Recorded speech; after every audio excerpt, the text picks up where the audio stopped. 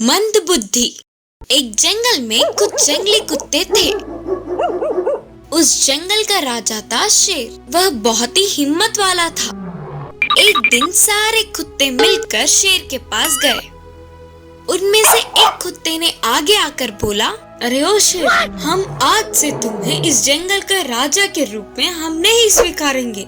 अगर तुम हमसे विरुद्ध गए तो हम सब मिलकर तुम्हें घेर के मार देंगे। उनके बातों से शेर चौंक गया और बोला, मुझे देखते ही भागने वाले तुम लोग मेरे सामने ही खड़े होकर धमकाने लगे हो। अगर मैंने एक बार गर्जा ना तो डर के भाग जाओगे। फिर भी तुम्हारे जैसे लोगों से मेरा क्या काम। तब कुत्तों ने कहा, हमको देख तुम डर रहे हो ना, डरो डरो।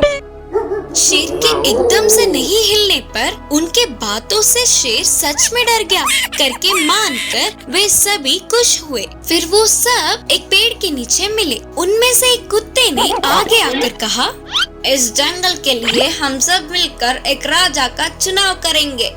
तुरंत दूसरे कुत्ते ने बोला, हाँ बिल्कुल करेंगे, यही सही होगा। बाद में और एक कुत्ते ने कहा, ठीक है फिर तुम सब मिलकर मुझे राजा के रूप में चुनाओ। तब दूसरे कुत्ते ने कहा, क्यों, मैं राजा नहीं बन सकता क्या?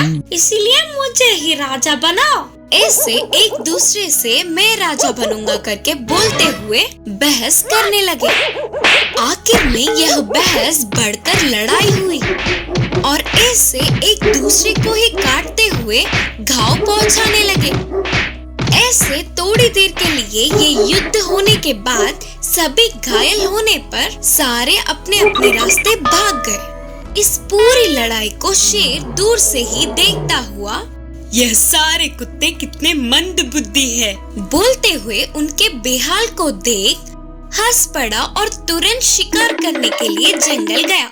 इस कहानी से हमें यह शिक्षा मिलती है कि मंदबुद्धि वाले लोग हिम्मत वालों का कुछ भी नहीं बिगाड़ पाएंगे। राजा का बंदर। प्राचीन समय में वज्रगिरी साम्राज्य में प्रताप वर्मा नाम के राजा थे।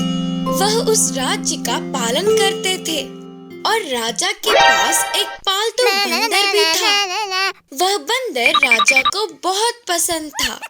उसको बहुत ही लाड प्यार से पालते थे और बिल्कुल वैसे ही बंदर को भी राजा बहुत पसंद थे। राजा कहीं भी जाते तो उनके साथ साथ बंदर को भी ले जाते थे।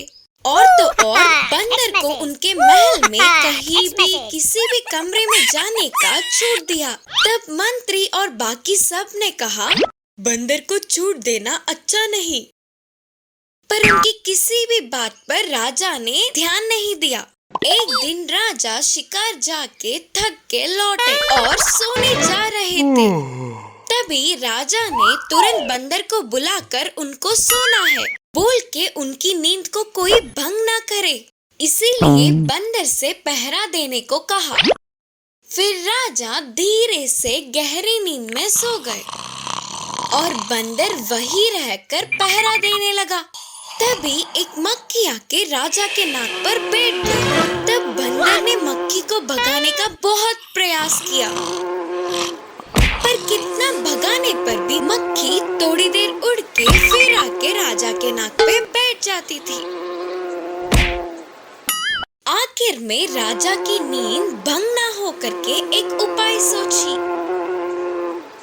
और तुरंत बंदर भागते हुए जाके एक चाकू लाके राजा के पास बैठ गई।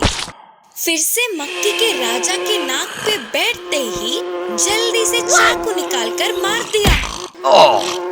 बेचारी मक्खी तो उड़ गई। तो तुरंत ही राजा जोर जोर से चिल्लाते हुए नींद से उठे।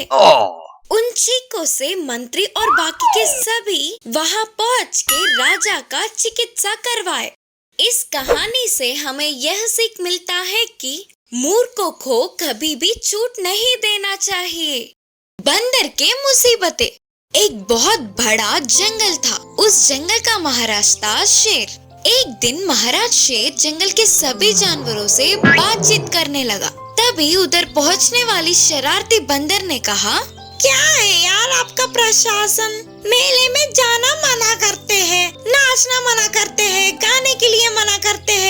ऊपर से पेड़ के डालों को तोड़ने नहीं देते।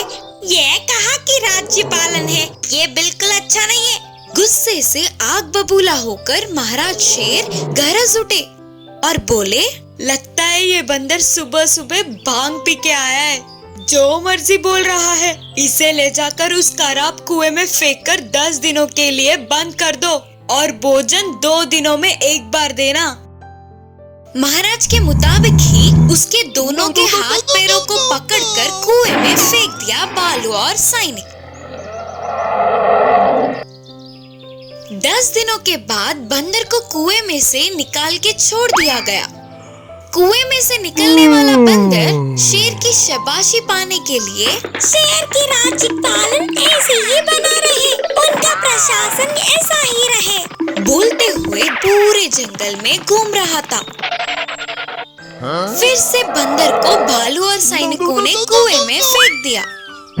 बंदर ने कहा, क्या होता है? तब मैंने शेर के खिलाफ बोलने के लिए सजा काटा, अब मैं उनके साथ हूँ ना, तो फिर से तुम लोग आके इस तरह मुझे पुराने कुएं में फेंक रहे हो क्यों?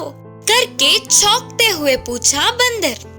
बेवकूफ बंदर, अभी इस जंगल का राजा शेर नहीं बल्कि शेर का दुश्मन भाग है, और तुमने भाग राजा के दुश्मन शेर का ही साथ दिया, इसीलिए तुम्हें फिर से वही दंड मिला, बोला भालू।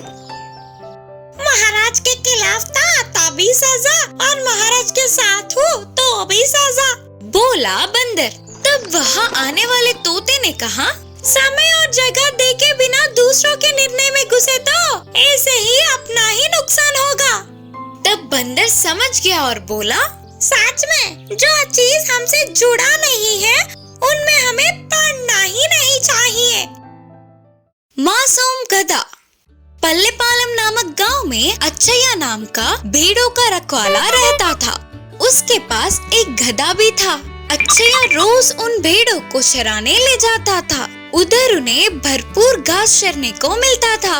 उन भेड़ों के साथ ही गधे को भी ले जाता था। भोजन पानी के साथ दूसरे सामान भी गधे से उठवाता था, पर गधे को वह काम करना बहुत मुश्किल लगता था। हमेशा की तरह भेड़ों को चराने ले जाने तैयार होने वाले अच्छैया के पास उसकी पत्नी आकर बोली, है जी, शायद बारिश आने वाली है, बादल छाए हुए हैं ना, लगता है आज भेड़ों को ना ले जाना ही अच्छा होगा। पर पत्नी की बातों को अनसुना करते हुए रोज की तरह ही भेड़ों के साथ गधे को भी पहाड़ी पे ले गया। भेड़ चर रहे थे तो अच्छैया एक पेड़ पे बैठकर देख रहा था। गधा भी थोड़ा दूर खड़ा होकर मालिक को ही देख रहा था। तभी तेज बारिश की खबर लगते ही अच्छैया दौड़ते हुए भेड़ों को लेकर घर के रास्ते निकल पड़ा। पर गधा पेड़ के नीचे ऐसे ही बैठ गया। उसने रोज मालिक के काम करने से अच्छा जंगल में ही रहना ठीक समझा और पहाड़ों से गुजरकर जंगल के अंदर गया। अच्छैया घर पहुंचने के बाद देखा तो गधा उनके साथ नहीं था। अरे रे, बारिश की जल्दबाजी में आने से मैं तो उस गधे को भूल ही गया, बेचारी कहाँ होगी? पत्नी ने समझाते हुए कहा, कहीं नहीं जाएगी, कल आप चराने जाओगे ना, तब ढूंढ लेना। उस दिन रात को अच्छैया को नींद ही नहीं आ रही थी। अगले दिन भेड़ों को चराने ले जाकर गधे के लिए पूरे पहाड़ी पर ढूंढने लगा, पर वो कहीं नहीं मिला।